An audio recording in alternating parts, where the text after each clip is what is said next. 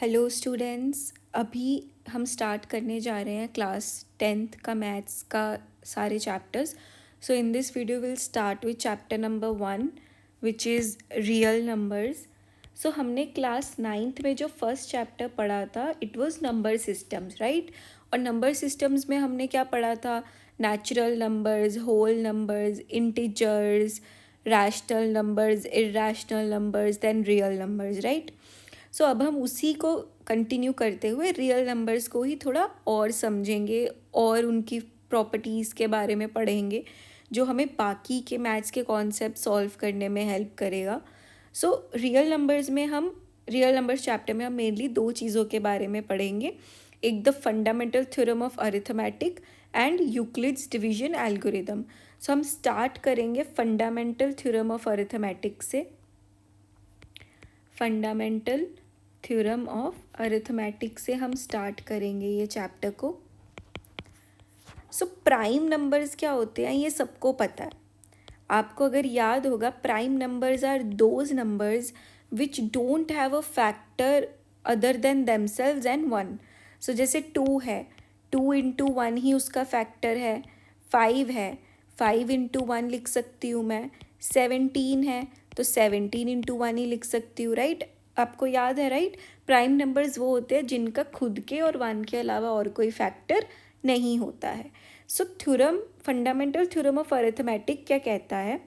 Fundamental theorem of arithmetic कहता है कि हर कॉम्पोजिट नंबर को आप उसके प्राइम फैक्टर्स के प्रोडक्ट्स में लिख सकते हो and this factorization is unique apart from the order.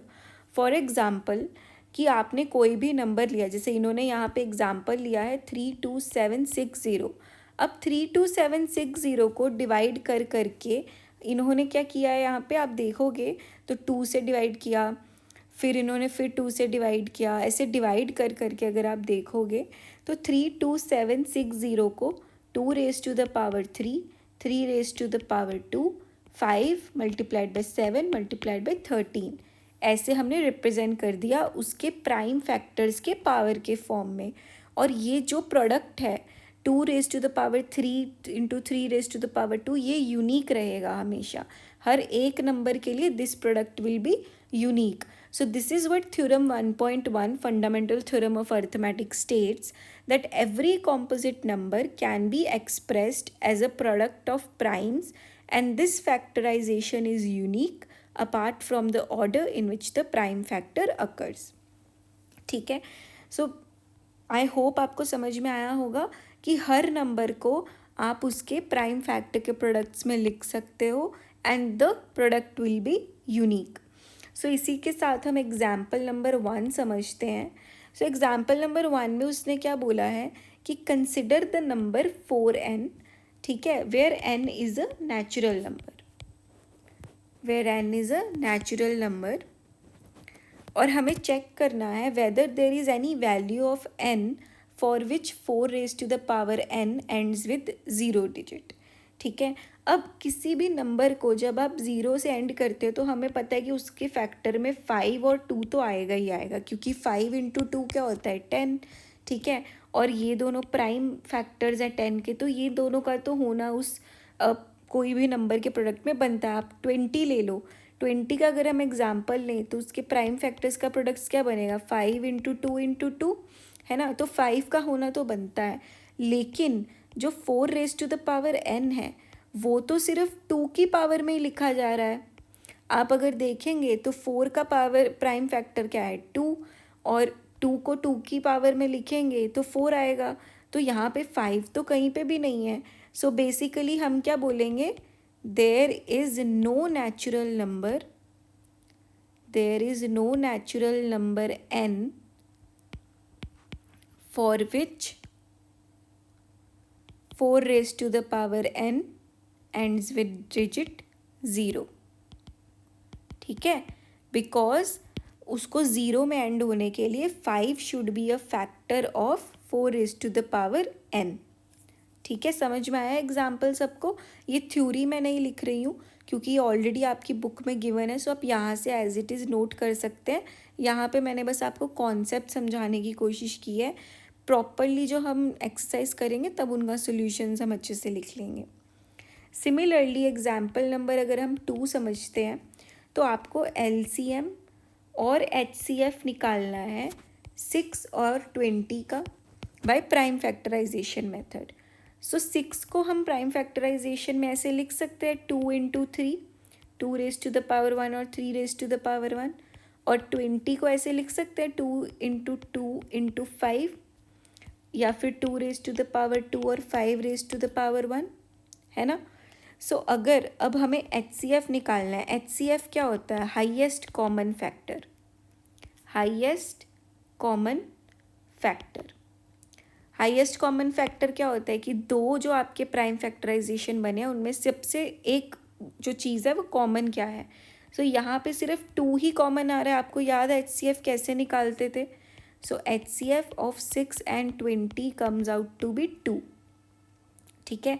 और सिमिलरली LCM क्या होता है? Lowest common multiple. Lowest common multiple is the LCM। तो LCM क्या होगा आपका?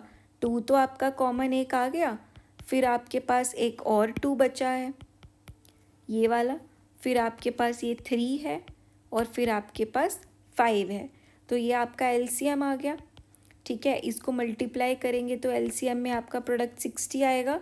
सो LCM ऑफ 6, 20 आपका 60 आ गया, ठीक है। सो अब अगर आप ध्यान देंगे तो HCF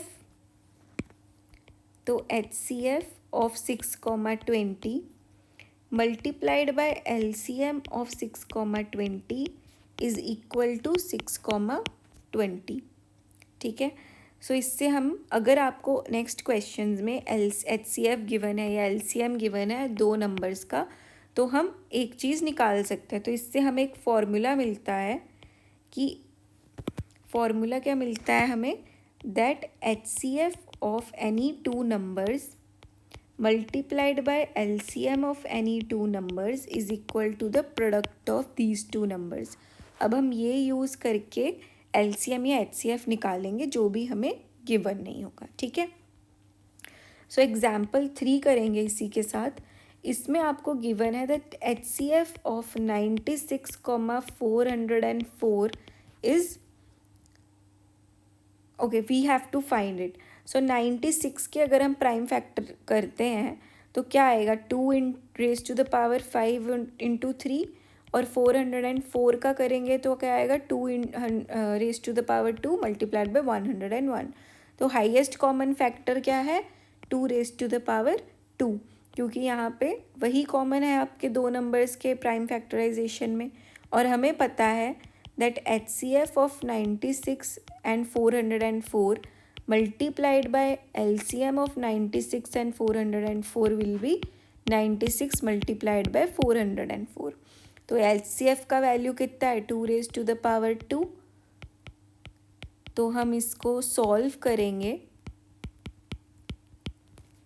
तो LCM of 96 into 404 will be 96 multiplied by 101, right. अब इसको अगर मैं मल्टीप्लाई करूँ यहाँ रफ में,